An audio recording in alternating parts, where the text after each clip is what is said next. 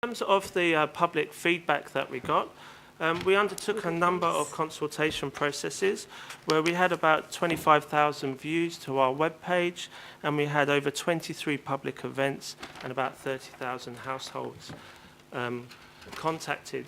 We also engaged with the business community and undertook some commercial operator surveys to understand how the future networks and their current issues could be overcome with looking at future networks.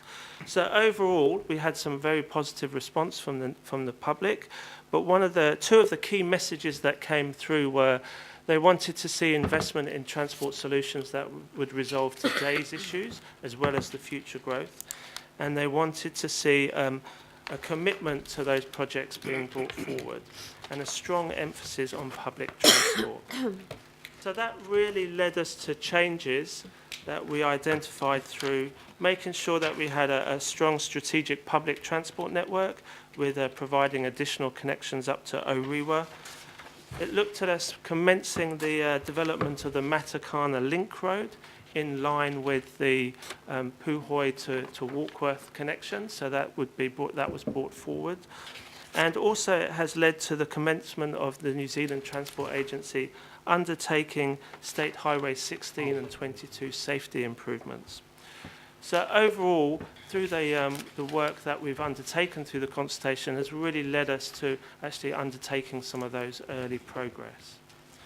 So in terms of the more detail of the responses we've had, so if I can go to the northwestern area, the feedback we had for the northwest was really about the public wants to see more improvements in the public transport network and also more alternative links for access into Kumu and improvements to the state highway network.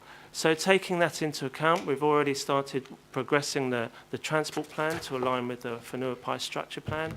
As I said before, we've commenced the investigations for the State Highway 16 safety improvements, and we've also started the investigations into the Northwest Busway. As a priority on the next steps, we will be seeking to protect the rapid transit connections and explore the potential for passenger rail services to Huapai, and also investigating the alternate corridor to State Highway 16 as a priority.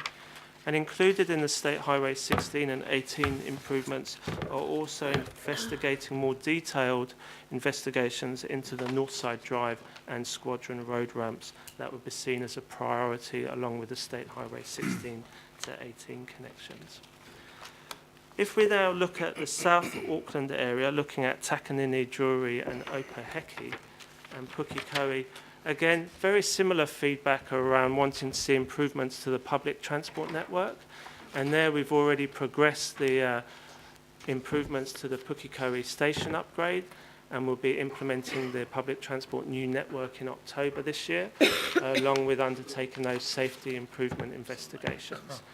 And really identified as a key priority in the next phase of work here is the development of the rail network to provide for electric trains from Papakura to Pukekohe, the progress of the State Highway 1 improvements from the current construction that's occurring now, taking that through down to Drury South, and also working with the Waikato Regional Council on improving access from the south and to the south of Auckland. So there's a copy of the plan that shows the zoning, and then if we look at the overlay of the aerials, we can see how those potential network improvements would look under an aerial view. Chair, have we got questions later? Would you, it might be easier, tell me how to work for you guys. Is it easier for us to ask place-based questions at each place, or should we? Happy to come back to them, I think. Right. It might be easier, I think, Councillor Filipaina, so we'll come back to the west-south. Yeah. Otherwise you get carried away. Good idea. You cool with that? Yeah, I just wanted to see if they knew there was other places north past Drury, in the south area. I don't know whether they know Mangere is there and Hotara. I suppose just to clarify, that is related to the areas that are identified in the future urban land supply strategy. So it's not a transport net for the whole of the region. It's just winding us up. End of term. Okay, we'll plug on. And then when we look further north, up to the future urban zones in Silverdale, Dairy Flat and around Ariwa, again, the community and businesses saw the need for improvements to the public transport system and also to the roading network through there. So in terms of what we're already progressing, we've progressed the designation for Penlink, and we're collaborating with the work that's been undertaken for the Northern Corridor improvements and the additional Waitemata Harbour crossing to make sure that we've got one alignment on those future public transport and state highway improvements that will be required. And through there, a priority is with the live zoning of the Wainui area is to ensure that we progress the transport improvements required to see the realisation of that live zoning. So that's particularly around the arterial networks and the connections, so we can stitch in that area with the current transport network. So in terms of further north up in Warkworth and the future urban zone in Warkworth, a lot of more detailed questions about responses from the community and businesses about ensuring that we can improve intersections, feedback around improvements to Hill Street, and being able to provide public transport improvements to connect better into the North Shore and down through to the CBD. So as I identified earlier, we've already started and moved forward with the Matakana Link Road investigation, so we can see the construction of that aligned with the Puhoi to Warkworth connection, and we've started construction of the Western Collector Falls Road Bridge. And in terms of identifying the priorities, in addition to that, we've undertaken the design reviews of the investigations into Hill Street and the need to develop the Western Collector on through to provide an alternate route around Warkworth.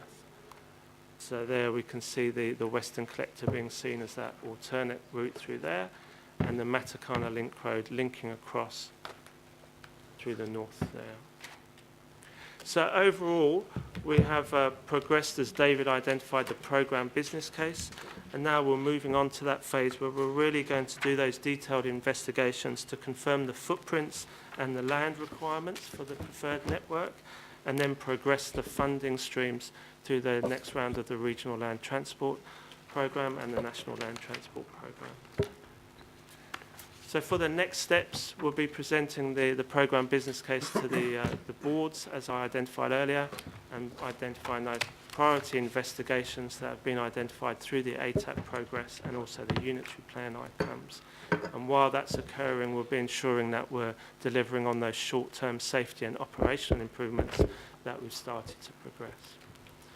So maybe if I'm pass to Ernst to provide a final... Hi, Madam Ernst. Chair, just one more comment. It's been, for the first time between the different agencies, we've had a long-term view we all have worked together on and hence agree on. So when business cases come forward for co-investment or we work on the motorway state highway network, we're doing so in the knowledge that we have pre-worked and pre-agreed this network, and it should really speed up the processes from here. We are also very committed not to hold up any processes, and so Auckland is growing fast, and it requires agility from us as well. So this will be a message from our board as a real commitment to help unlock these areas. This represents around 10% of what was presented to you yesterday as the whole ATAP package. Councillor, there's another 90% of expenditure projected for the next 30 years that is in the existing urban areas. So this is a 10% portion of the total investment plan to keep Auckland moving. Thank you. And I think that's important to remember. So it's that kind of layering up of the whole ATAP plan, and this is growth-based development. Okay, so we've got questions. Councillor Filipaina. Oh, I had mine answered, thank you. You call? Ortara does exist. Yeah, it does post there, so thank you. Great. Councillor Casey.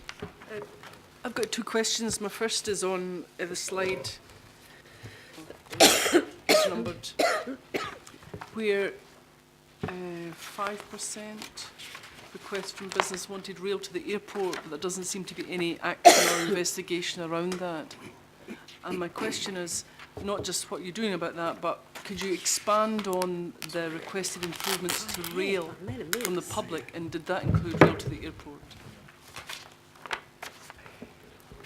I'm on this page here. Yep. So the investigations about improving public transport to the airport, as the airport isn't one of the future urban zones, it's not included in here, but it is included in the current work streams that Auckland Transport and New Zealand Transport Agency are looking at, particularly around looking at the connection through to the CBD and also in the improvements that are being looked at for improved public transport and state highway improvements along State Highway 20B. So it is being looked at the moment, and I think that goes to the part that Ernst identified. It's that other part of the other 90%.